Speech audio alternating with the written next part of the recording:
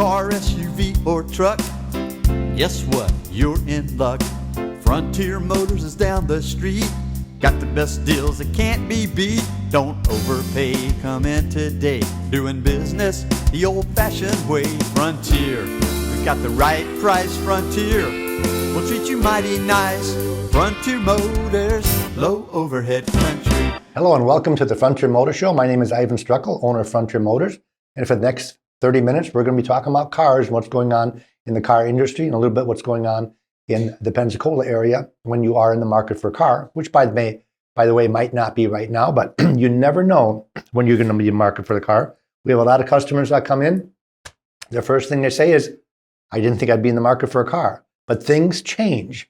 You know, when you buy a car, I think I talked about this on the last show, is that the average age of a car on the road right now is 11, almost 12 years. That's pretty far. When I got in the car business in 1975, the average age of a car was 7 years. Now it's over 12 years.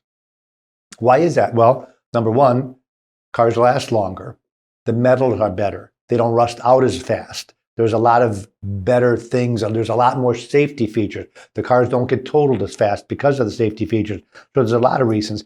The other reason that I always think about why people don't trade is not because they can't afford a new car or they don't want a new car. They don't like the shopping experience that goes along with buying a car. Now, why is that? Well, there's a lot of bad dealers out there, folks. And I think it's been getting better. We've been talking about this show on the show for the last going on 24 years now about how we're a little bit different than the competition. And I believe I can prove that by saying that when we started 24 years ago, we started with 30 cars on the lot, selling 20 cars the first month. And now we have over 300 cars on the lot, and we sell between 150 to over 200 cars every single month. And that's because of repeat customers. And the repeat customers, they come in because they're happy the way they've been treated. And that says a lot when you're talking about buying from a used car dealer. Because people can buy a used car anywhere. We have customers that come in, they only want to buy from us. Even if we don't have the car they're looking for, which with having over 300 cars inventory, we normally have what they want. But even if we don't, they'll wait for us to get that car because they'd rather deal with us. Now, why would that be? Well, because we make it very simple.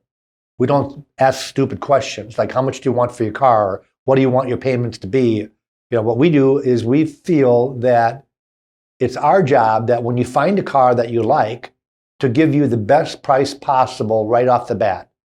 So here's the any day book value. By the way, here's what we've got it priced online. And let me see, here's what I can do for you right now. And then we're going to add the taxes, the doc fee, the tag transfer, whatever else is pertinent to that particular deal. If you have a trade-in, of course, we're going to pay the trade-in. We're going to give you fair market value for the trade-in off of the price of the car, off of the discounted price of the car.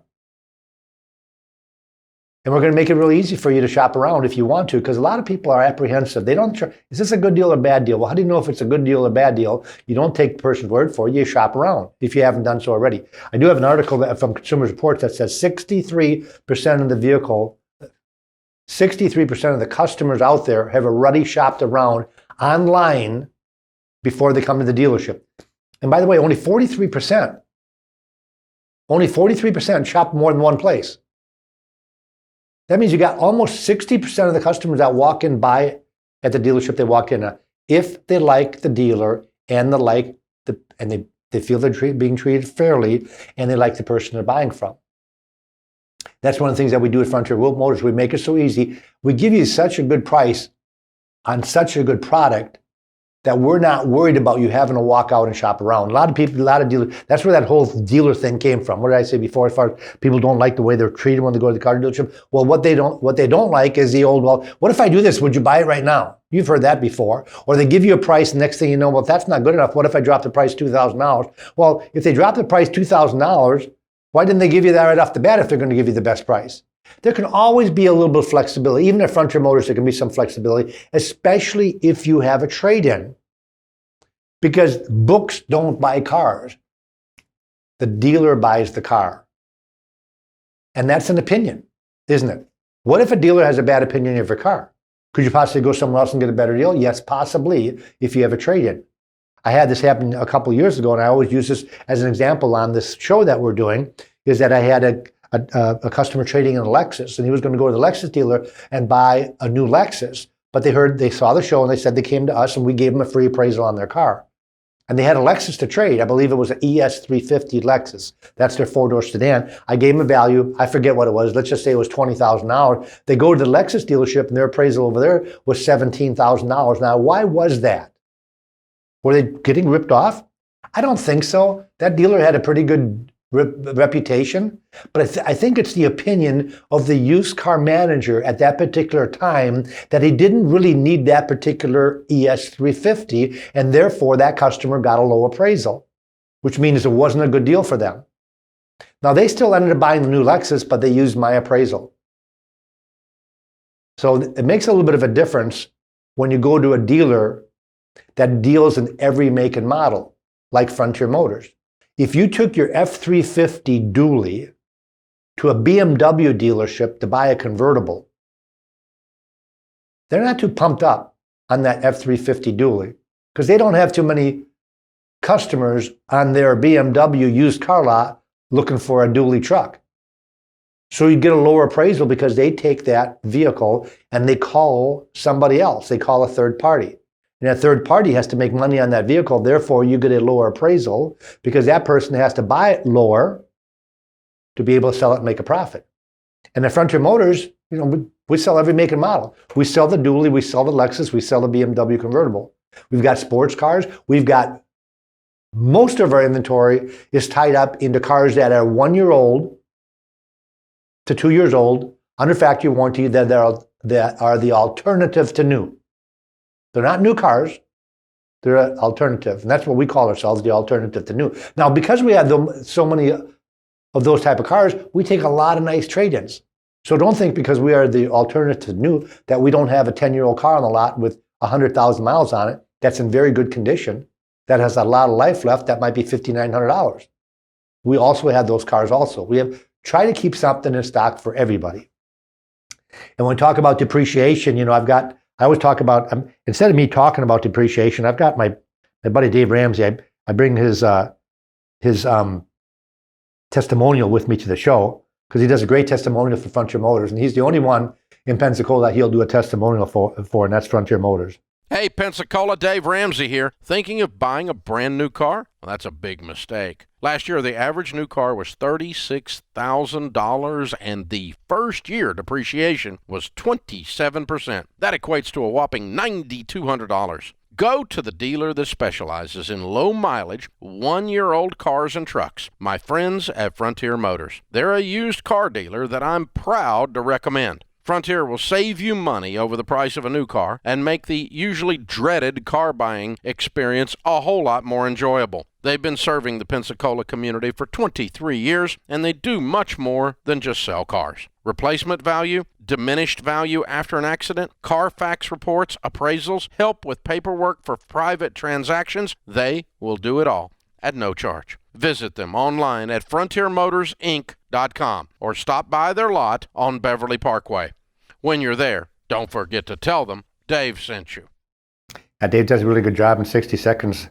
Takes me hours and hours to say what he did in 60 seconds. And basically, he just said it all. What we offer the Pensacola community, other than just good, nice cars, clean cars, is a way to save a bunch of money by taking advantage of somebody else's depreciation, not yours. Don't you be the one buying that brand new car. Have somebody else do it. We buy a lot of cars that we get that are lease returns, that are 1-year lease returns. A lot of them that we buy are brand new cars that have virtually no miles on them that we buy from dealers and rental companies that overbought. They bought more cars than they need, and they take their cars to the auction. And of course, I have to buy that vehicle as used. I bought about 7 Hondas a couple of months ago that were, I'm going to use the word new based on mileage. They had 10, 15 miles, 30 miles on them. But because I am not a Honda dealer, I had to sell those vehicles used, and those vehicles had the warranty clock ticking. So if it was 1 month old, instead of getting 36 months on the warranty, you got 35 months. But if I could sell that vehicle for $4,000 less than a brand spanking new one, I think most people would take advantage of that, and I believe I sold them all. So obviously that's working. So we get cars that are like new at auctions. People always ask me, well, what's wrong with a car? Why would somebody get rid of a car that has very low miles on it? And my answer is always the same. I don't really care. I don't really care why they got rid of it, as long as it wasn't for something bad, like a major accident. We do a lot of due diligence to make sure that we don't sell a car that's been in a major accident without disclosing it. Do we get cars with major accidents? Yes. I don't go out and buy those cars, but we do get them in trade. And we have customers that bring them to us and say, hey, my car's been in a major accident. And with the history reports these days, which, by the way, we run a Carfax report on every single car that we purchase, and that will tell me if the vehicle has had any type of an insurance claim or a police report done on the car, which leads me to think that the vehicle's been, painted on, which is not a bad thing as long as they do a good job, but I want to know about it. And we don't buy those cars, especially if they're major accidents, but we make sure that when we buy a car that's 6 months old, and I can save you thousands and thousands of dollars, that the car is going to be a good car, that the car hasn't been in an accident, that the car is not a lemon law buyback, that it's the original miles on the car, that you can feel confident that the warranty clock is still ticking on that car, and that if you have a problem with it, you can get it repaired at no charge at the dealer. And folks, don't be concerned about buying from a non-franchise dealer. Sometimes these franchise dealerships, well, you get better service when you buy it from us. I don't understand how that is. Their service department is a complete separate service facility and money maker for the dealership. I ran a new car dealership before I started Frontier Motors for almost 20 years in the Milwaukee area. Our service department would service cars, even back then, from anybody.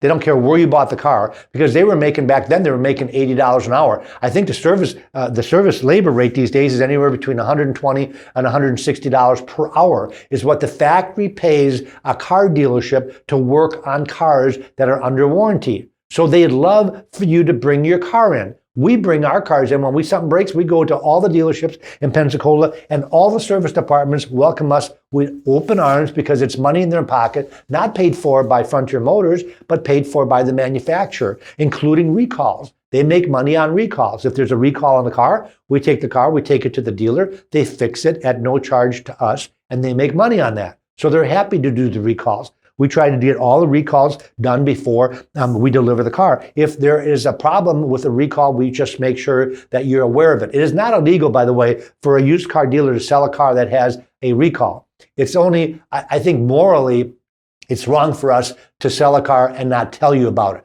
So the Carfax reports will tell us about the recall. And I always urge, if you're buying a car from a private individual, get the ID number, call Frontier Motors, and we'll run the history report for you and tell you if it has any type of recall. I had a Ram truck the other day that I ran for a customer. It had 5 different recalls.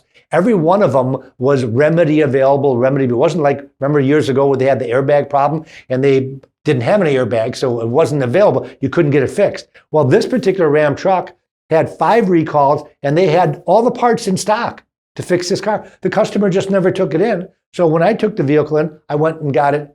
Well, actually, this particular customer was calling us about the Carfax report, and we told them about the recalls. But a lot of cars I buy with recalls, I just take them in and get them fixed immediately before I put them on the lot. So enough about recalls. Talking about, Dave said, depreciation. I've got a Tesla that we got this Tesla in about a week or two ago.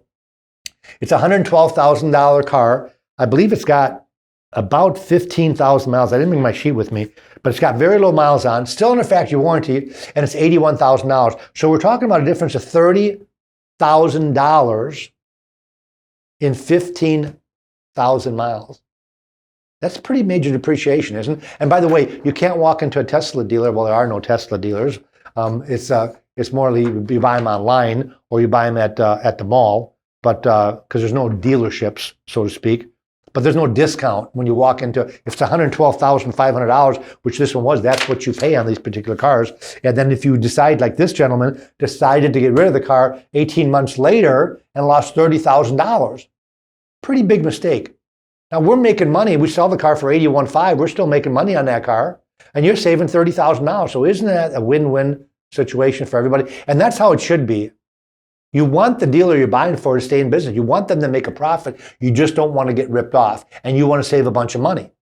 So it has to be a good situation for everybody. It is a good situation on a Tesla for everybody, except for the gentleman that bought a brand new. That's one of the things that Dave talks about. Last year, the average car was $36,000. The average first-year depreciation on that particular car was $9,200. Wow. That's crazy. What's new? What's new in the car business? Consumer Sports has a whole article on electric vehicles. I find it ironic. I had a customer call the other day and wanted to know if I got any, how I do with electric vehicles. And I say, I don't. I don't do on electric vehicles. Well, what does that mean? We locate cars for anybody. If you want an electric vehicle, I can locate you one. They're at the auction. I can get you a Chevy Bolt. I can get you a Tesla. I can get you whatever. I just don't have enough people asking for an electric vehicle. When the price of fuel dipped to about $2 a gallon, and the manufacturers every year increase the fuel mileage of their gasoline engines. You know, when you can drive a Chevy full-size Impala and get an average of 35 miles per gallon on an Impala, you can do that with a Cadillac. The turbocharged four-cylinder Cadillacs are rated almost 40 miles a gallon. They get about 35, and the fuel is $2, and you don't have to pay extra for an electric vehicle. What do you do with an electric vehicle? And there was a big article, I think it was in the News Journal the other day, about what you do with an electric vehicle when you have a storm and you have to hightail it the heck out of here. Well, what if you got a range of 200 miles? You don't get very far, do you? And then what if the electricity goes out? The power goes out? How do you charge the darn thing? You know, there's a lot of questions to be had. I went to Wisconsin last week, and I'm thinking about, like, I couldn't take this Tesla and drive it to Wisconsin. I'd pull my hair out because I'm not sure exactly if a port is going to be available. Even if I go to a hotel that has a charging station, can I get in? I went to the Hilton the other day, and this happens all the time, folks, and you can back me up when you go to the Hilton down on Pensacola Beach. Every time I go past the Hilton, I take my bicycle there. Now they got the bridge open with the bicycle path. You know, I hightail to the beach. To me, it's a good workout, and I can drive along the beach and go down to Fort Pickens or go down to Navarre with the bicycle, which is great. And I always stop in at the charging port at the Hilton, and every single time I go there, the charging ports are filled up. They have 2 of them. Kind of cool because they're even closer than handicap parking. And the other day, I took a 3-hour drive. The same cars are still there. It seems to me that when you check into the Hilton and you have an electric car, you plug it in and you just spend the weekend there and just leave it right there because it's so nice and close for you to use. And you fake it. You don't need to charge. You just don't move it. Some of the places got smart and they're starting to charge to use the port there, like $5 or $6 an hour. So you don't keep your car there for 36 hours. You know, it's kind of rotten. And if I would have drove up with my Tesla, I wouldn't be able to charge it. They only have 2 ports. So anyways, I don't know about this. They got these 10 new electrics coming soon. I'm thinking, who is asking for these? I think Saab said, or Volvo said that within a couple of years, they're only going to sell electric cars. I'm thinking of who? This is the United States. This is in Europe. People really don't want electric cars, not by the masses. They had the Chevy Volt, which I thought was one of the coolest hybrid electrics you could get. Now, the cool thing about the Volt was it would go about 70 or 60 miles on a charge of electricity all around town here, and then flip over to gas when the electricity ran out. You can go with another 300 miles on gas. Even that car didn't make it. They discontinued it last year. Now they have the Chevy Bolt, which is all electric, gets a little over 300. They got a new Audi e-tron that came out, $74,000. 300 on a charge, 300 miles on a charge. They have a BMW X3 electric, $72,000. The Mercedes electric EQC, $75,000. The Porsche Taycan, $90,000 to $130,000. It gets 300 miles on one charge. The Kia Soul, $36,000. You can buy a brand new Kia Soul for $20,000. The electric costs you $36,000. Come on, folks. And they're making the gasoline motors less and less, more and more pollution free than they used to. That's one of the things that people buy electric because it doesn't pollute. Who's the best car out there? According to Consumer Report, last year, the best car out there. Well, this is, when I say last year, this is 2019. Subaru. Overall, I'm not talking about reliability. I'm not talking about safety. I'm not talking about roadability. I'm talking about overall. When you take all that in consideration, including customer satisfaction, Subaru was number one. Isn't that cool? We sell a lot of Subarus. I told you I came back from Wisconsin. I've never seen so many Subarus on the road. Now, I don't know if you know this, but all Subarus are all-wheel drive, which is kind of cool. Down here, it's not that important because we don't get a lot of snow and ice. But the nice thing about having all-wheel drive is when you take a trip into the mountains in the wintertime, you're not going to get stuck. And Subaru is a great car, including reliability. We sell a lot of one-year-old Subarus. We sell a lot of old Subarus that we take in trade. Number 2 is Genesis. Who'd have thought? If you don't know this, Genesis is now its own brand. It's the luxury division of Hyundai. Genesis used to be a Hyundai car back in 2015 and 16. But when they came out with the luxury brand, you know Lexus, by the way, is Toyota's luxury brand. Acura is Honda's. Infiniti is Nissan's. And now Genesis is Hyundai's luxury brand. A phenomenal car. An excellent buy on the used car market. Why is that? They don't have very good depreciation. Actually, I said that wrong. They have really good depreciation, which means you can buy it really cheap.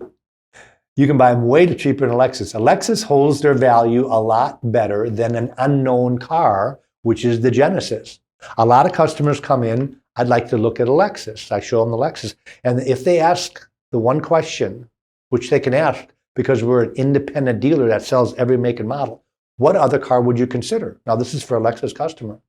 The only other car that I can come up with is the Genesis. I was going to say Hyundai Genesis. It's not the Hyundai Genesis. It's a Genesis. Now, why don't I come up with some of the other vehicles? Well, when I think about BMW and Mercedes and Porsche and Audi, they just don't stack up to the reliability of a Lexus. The only one I can come up with is the Genesis. Now, I do have to say, in all fairness, that the BMW and the Mercedes and the Audi and the Porsche have come a long way. In 2020, they're a lot better than they were in 2010. Because I was not a fan at all. I would go on this show for years and years and say, don't buy a used BMW. Why not? Because I have personal experience with used BMWs. I sell them because people ask for them. I sell them and I don't give my opinion voluntarily unless people ask for my opinion. And 10 years ago, if somebody would ask me my opinion about buying a used BMW, I'd say I wouldn't buy a used BMW.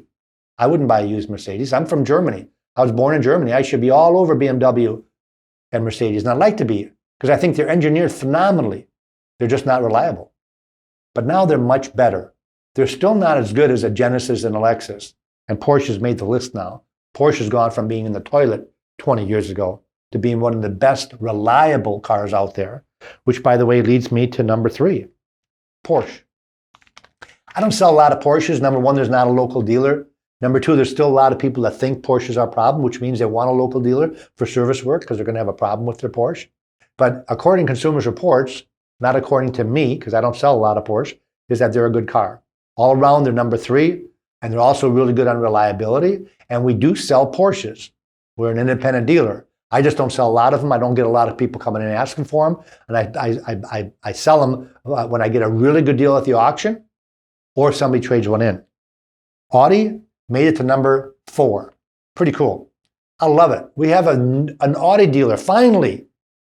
Sonic is a new Audi dealer in town, and they have bought a brand new dealership. Sonic also owns a Honda store, by the way. The Sonic owned dealerships, both of those are. Kind of cool because it's one price selling, makes it really easy for you to, that's the price. Also makes it easy for me to beat the price because I know what their price is. It's one price selling. And I love one price selling as far as being a competitor. Customers like it because they don't have to deal. That's what it is. That's what it is. You either buy or you walk away. By the way, if you're going to buy a brand new one, come to us for the appraisal on your used one. Get a second opinion in your pocket. A lot of corporate-owned dealerships do not do their own appraisals. They have a place somewhere else in Birmingham or Atlanta or Timbuktu that does the appraisals. They send the information in, they come back, they call the used car manager and say, okay, appraise it for $20,000. I can appraise your car within 15 minutes and tell you, here's what I'll write you a check for. Or if you trade it at the dealer of your choice, I'll buy it from the dealer for my figure. Now, why would you do that? People say, well, why would I trade it and then sell it to you? Yeah. Well, because if you have a $20,000 trade-in and you're buying a $20,000 car, you have zero taxes. That's how they talk you into trading at that dealership, because you're going to save money on taxes. Well, you can have the best of both worlds. You can save the money on the taxes and still get the higher appraisal. Because they'll come back and say, well, I can save you $1,600 on taxes. So what they do is they appraise your car $1,600 lower, because then it's an even break even. So in other words, if I appraise the car for $20,000, they can appraise the car for $18,400 and still have the same out the door figure. So you can have the best of both worlds. I get off track a lot, folks. I'm going to kind of summarize Frontier Motors. Going in business for 24 years, started with about 30 cars in inventory. We're up to 300, up to 400 cars in inventory. We're the largest independent dealer in the area, and the reason that's important to me is because the only way you can get to that status is to have the right inventory in really good condition at very good prices and make it easy for customers to buy. Those are the things, the ingredients that makes a good dealer. A good dealer where a customer says, I not only like the buying experience, I'm going to send all my friends, my relatives, my neighbors, the people I work with, I'm going to send them to Frontier Motors to do business because I love the place. I love the way you guys do business. You're not a normal dealer. You make it really easy. You actually make it fun. You take the stress out of it. You give me a fair deal. I've shopped around. I can get on the internet. It's a lot easier these days to shop. You can get on the internet. I got an article that I used last week. 63% of the people, according to Cox Automotive, in 19, used vehicle customers spent 63% of their car buying search online before they came to the dealer. 43 of them, 67% bought at one dealer, because they've done their research already. So when you come to Frontier Motors, you look at the car and you're going to be wowed that we have used cars that smell and look like new, because that's what we specialize in. I don't buy junky cars and fix them up.